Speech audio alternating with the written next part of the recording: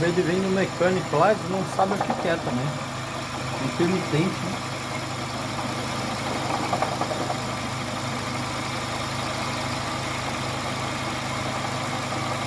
O mecânico acha que pode ser correia, pode ser a bomba de água ou pode ser o compressor do ar-condicionado.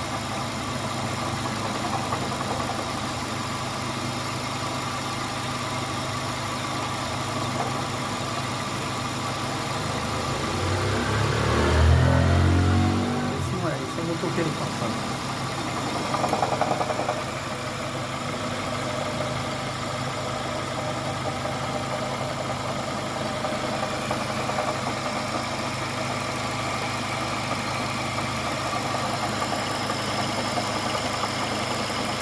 Esse é o tucho, que não é tucho mecânico, aliás, não é hidráulico, é mecânico.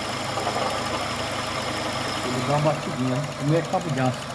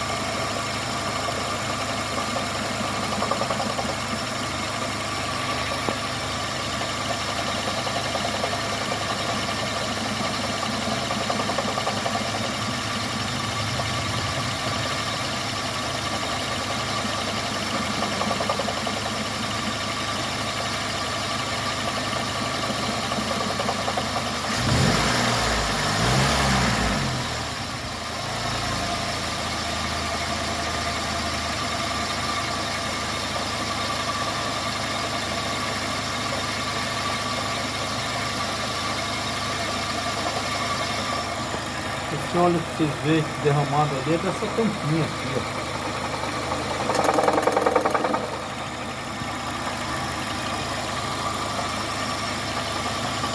Agora ficou fortão, né?